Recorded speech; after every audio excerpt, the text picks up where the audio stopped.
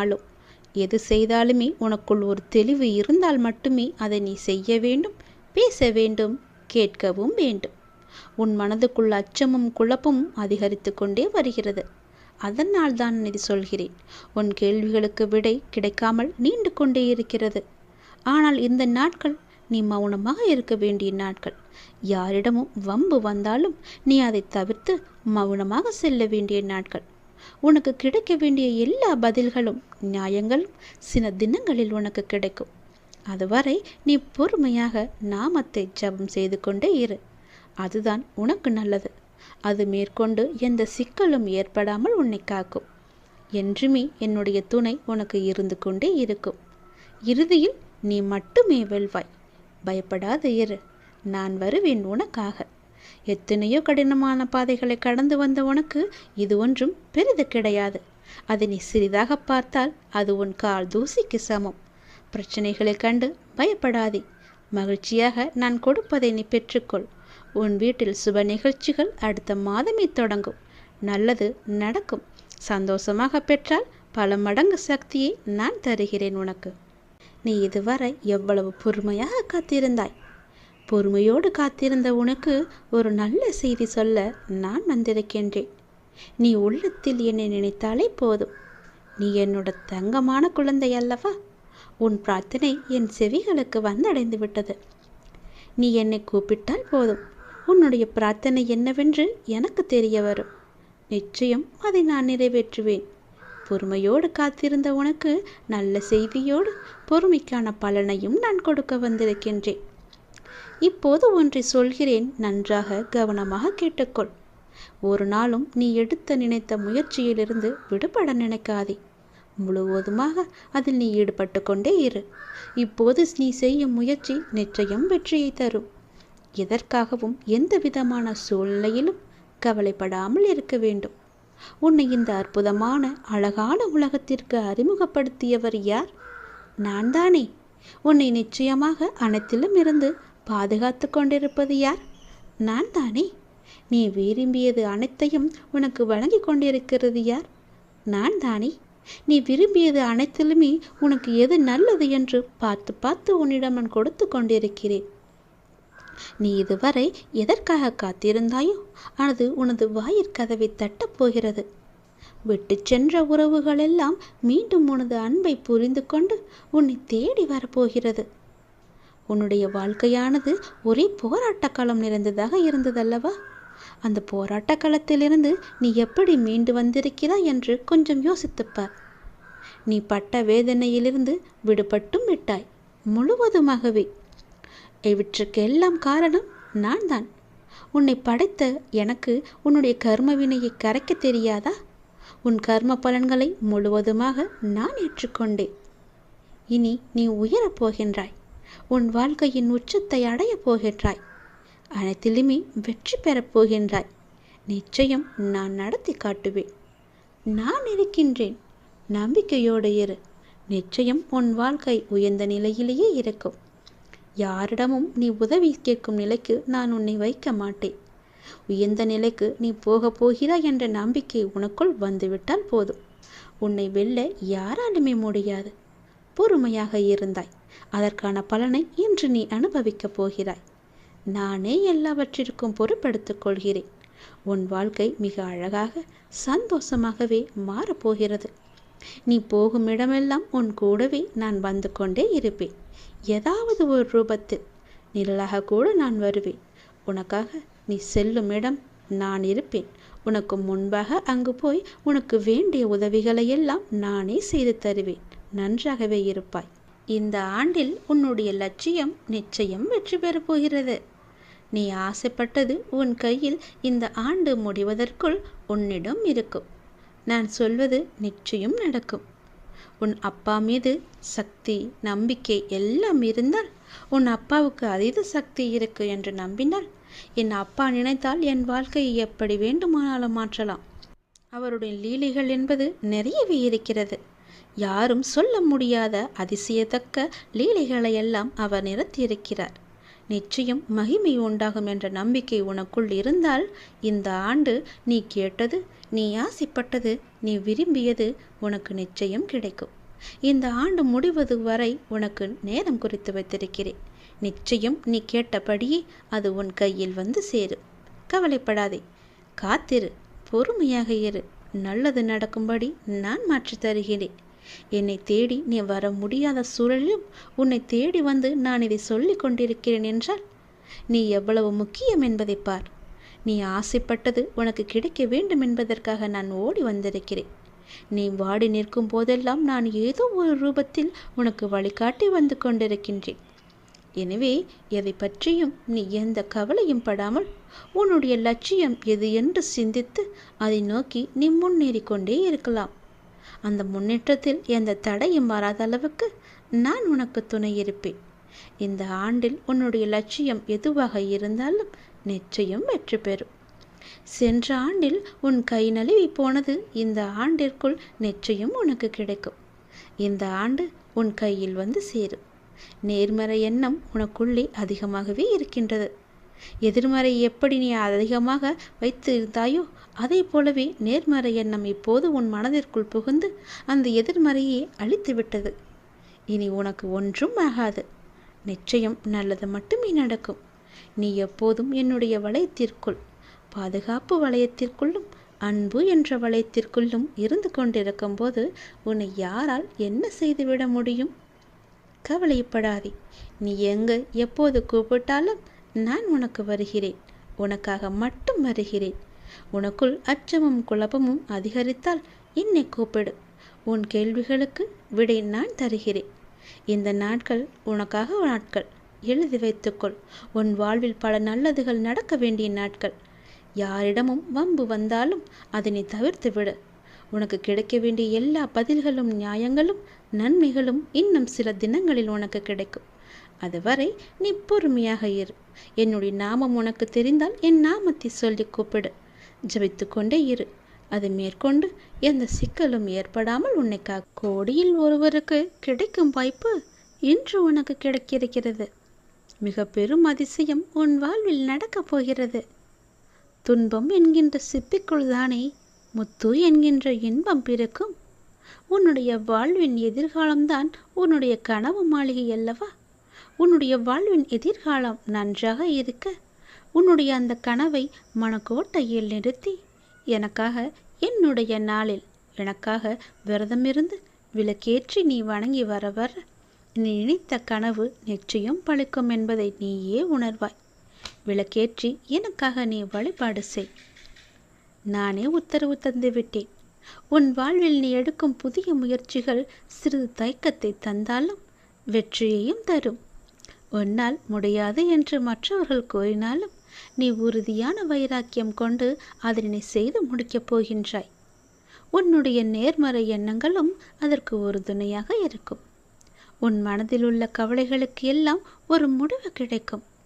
உற்சாகமான வாழ்வை எதிர்கொள்ள நீ முயற்சி செய். முயற்சி செய்தால் உனக்கு நல்லதே நடக்கும். உனக்கு எது வேண்டுமோ அதை நானே தருகிறேன். உன் வாழ்வில் மிகவும் முக்கியமான ஒன்றை நீ தொலைத்து விட்டாய் அல்லவா? அந்த தொலைத்த பொருளாக இருக்கலாம், மனித உயிராக இருக்கலாம். ஏதோ ஒன்று அது உன்னிடம் வந்து சேரப்போகிறது. ஏதோ ஒன்று நீ தொலைத்ததிலிருந்து உனக்கு கிடைக்கப் போகிறது. அது உனக்கு மன மகிழ்ச்சியை நிச்சயமாகவே தரும். நீ தொலைத்ததை விட அது பல மடங்கு நன்மையை உனக்கு தரும். நீ என் மீது கொண்ட நம்பிக்கை மற்றும் பிரார்த்தனையின் பரிசாக அந்த பரிசு உனக்கு கிடைக்கப் போகிறது. உன் வெற்றிக்கான எல்லா அறிகுறிகளுமே உனக்கு தென்படும். வரும் வாரத்தில் உன் வாழ்வில் மிக முக்கியமான சில லட்சியங்கள் எல்லாம் நிறைவேறப் போகிறது. உன்னுடைய வாழ்வின் அடுத்த கட்டம் ஆரம்பிக்கப் போகிறது. உனக்கு அற்புதமான காலகட்டம் வரும் வாரத்திலிருந்து தொடங்கப் போகிறது. எதிர்பாராத திருப்பத்தின் மூலமாக உன்னுடைய வாழ்வில் மிகப்பெரிய மாற்றம் ஒன்று கிடைத்து விரைவில் உன் வாழ்க்கை சந்தோஷமாக மாறப்போகிறது. எப்படி என்றால் கோடி பேரில் ஒருவராக நான் உன்னை தேர்வு செய்திருக்கிறேன். கோடியில் ஒருவருக்கு கிடைக்கும் வாய்ப்பு இன்று உனக்கு கிடைத்திருக்கிறது அல்லவா? அப்படி என்றால் நீ எவ்வளவு பெரிய பாக்கியசாலி. மிகப்பெரிய புண்ணியசாலி. உன்னுடைய வாழ்க்கையில் மிக பெரும் அதிசயம் நடந்திருக்கிறது தானே அர்த்தம். உன் வாழ்க்கை மென்மேலும் உயரப் போகிறது என்று தானே அர்த்தம். ஏனென்றால் நானே உன்னை தேர்ந்தெடுத்திருக்கிறேன். உன்னை தேர்வு செய்து இதை உன் கண்ணில் பட வைத்திருக்கிறேன். அப்படியென்றால் உன் வாழ்க்கை மிக பெரிய அளவில் மாற்றம் வரப்போகிறது என்று தானே அர்த்தம். நல்லது நடக்கப் போகிறது. உன் வாழ்வில் வரும் வாரத்தில் முக்கியமான சில நிகழ்வுகள் எல்லாம் நடந்து உன் வாழ்க்கை அற்புதமான காலகட்டத்தில் ஆரம்பிக்கப் போகிறது, நுழையப் போகிறது. உன் வாழ்க்கையும் நீ எதிர்பார்த்தது போலவே சந்தோஷமாக மாறப்போகிறது. இது அப்பாவின் வாக்கு. நிச்சயம் உனக்கு நிச்சயம் பழிக்கும் என்பதை மறவாதே. உனக்கு மிகப்பெரிய வெற்றி உன்னை தேடி வர காத்து கொண்டிருக்குது தெரியுமா. நீயே ஆச்சரியப்பட்டு போகும் அளவுக்கு மிகப்பெரிய வெற்றி செய்தி உன்னை வந்து சேரப்போத. சந்தோஷமாவே நீ இருக்க போற. நீ எதை எதிர்பார்த்து காத்திருந்தாயோ அந்த நல்ல செய்தியே உனக்கு வந்து சேரும். கவலைப்படாத என் தங்கமி. ஏன் அப்படின்னு கேட்குறியா? என்னுடைய அப்பா எல்லாமே என் கூட இருக்காரு. என்னுடைய சோதனைகளை எல்லாத்தையுமே அவரே பார்த்துப்பாருன்ற நம்பிக்கையோடு எவ்வளோ துன்பம் வந்தாலும் அது தாங்கிக்கிட்டு இருக்க இல்லையா? அந்த துன்பத்தை எல்லாம் போக்குவதற்காகத்தான் உன்னுடைய அப்பா உங்ககிட்ட பேசுவதற்காக வந்திருக்காங்க. என்னை நம்பியவர்களுக்கு சோதனை அதிகமாக தான் வரும். ஆனால் அந்த சோதனை எல்லாம் தாங்கும் சக்தியை நான் கொடுப்பேன். அந்த சோதனையே அவங்களுக்கு தெரியாத அளவுக்கு அந்த சோதனையும் நானே அதை கழிச்சிடுவேன். ஆனால் அவங்களுக்கு தோல்வி என்பதே கிடையாது. என்னட்ட சரணடைஞ்சிட்டாங்கன்னா வேறு எவரிடமும் கையேந்த வேண்டிய அவசியமும் இருக்காது. என்னுடைய நாமம் முழுவதுமே உனக்குள்ள நிறைஞ்சிருக்கும் போது நீ ஏன் பயப்பட்டுக்கிட்டு இருக்க? உனக்கு யாரும் இல்லைன்னு ஏன் கலங்கிக்கிட்டு இருக்க? எதற்கு அவசரப்படுற? நீ என்னுடைய குழந்தை தானே. நீ நினச்சது உடனே நடக்கணும்னு நினைக்கிறதே பெரும் தப்பு. அதுக்கு நீ கொஞ்சம் பொறுமையாக தான் இருக்கணும். எல்லாத்துக்கும் ஒரு காரணத்தோடு தான் எல்லாத்தையுமே தள்ளி வச்சுக்கிட்டே இருக்க. நீ கேட்ட உடனே கொடுப்பதற்கு எனக்கு தெரியாதா? ஆனால் உனக்கு கொடுக்காம தள்ளிக்கிட்டே போகிறதுக்கு நிச்சயம் ஒரு காரணம் இருக்குன்னு நீ நம்பணும் இல்லையா? ஏதோ ஒரு நன்மை இருக்குது. அதனால தான் நான் கேட்டதை என்னுடைய அப்பா எனக்கு கொடுக்கல. ஏதோ ஒரு விஷயம் அதில் மறைஞ்சிருக்கு. அது எனக்கு நன்மையாக தான் இருக்கணும் அப்படின்னு நினச்சிக்கிட்டு இருந்தீங்கன்னா அதுதான் உனக்கு நல்லது. எனக்கு கொடுக்கவே இல்லையே. நான் எத்தனை முறை கேட்டுக்கிட்டே இருக்கேன். பல வருஷமாக கேட்டும் எனக்கு என்னுடைய அப்பா கொடுக்காம தள்ளி போட்டுக்கிட்டே இருக்காரே, அதை கண்ணில் கூட காமிக்க மாட்டேங்கிறாரே என்ற நம்பிக்கை தான் உன் மனசில் அதிகமாக வந்துக்கிட்டு இருக்கு. நான் சொல்வதை புரிஞ்சுக்கோ. உனக்கு நிச்சயம் புரியும். அப்படி புரியும் போது நான் உனக்கு நல்லது தான் செஞ்சுருக்கேன்னு உனக்கே தெரிய வரும். உனக்கு எந்த நேரத்தில் என்ன தரணும்னு எனக்கு மட்டும்தான் தெரியும். அவசரப்படாத, பொறுமையாயிரு. நம்பிக்கையை விட்டு விடாத. உனக்கு எது நன்மையோ அதை நிச்சயம் கொடுப்பேன். அப்படி நீ கேட்டும் கொடுக்கலனா அதில் ஏதோ ஒரு தவறு இருக்குன்னு நினச்சிக்கோ. எதற்கும் அவசரப்பட்டு எல்லா காரியத்தையுமே நீ வீணடிச்சிடாத. எத்தனையோ இடையூறுகளை எல்லாம் தாண்டி வந்துட்ட. இப்படி தாண்டி வந்து தான் நீ என்னை இப்போது வணங்கிக்கிட்டு இருக்க. உன்னுடைய வாழ்க்கையில் பல சோகங்கள் உன்னை சூழ்ந்து இருந்தாலும் என்னை பிரார்த்திப்பதில் தான் நீ மகிழ்ந்து போயிருக்க. என்னை வணங்கும் போது தான் உன்னுடைய மனசில் நேர்மறை அதிகமாகவே வந்திருக்கு. அப்படி நேர்மறை அதிகமாக வந்துருச்சுன்னா உன்னுடைய வாழ்க்கையில் மகிழ்ச்சி தானாக வந்துடும் இல்லையா?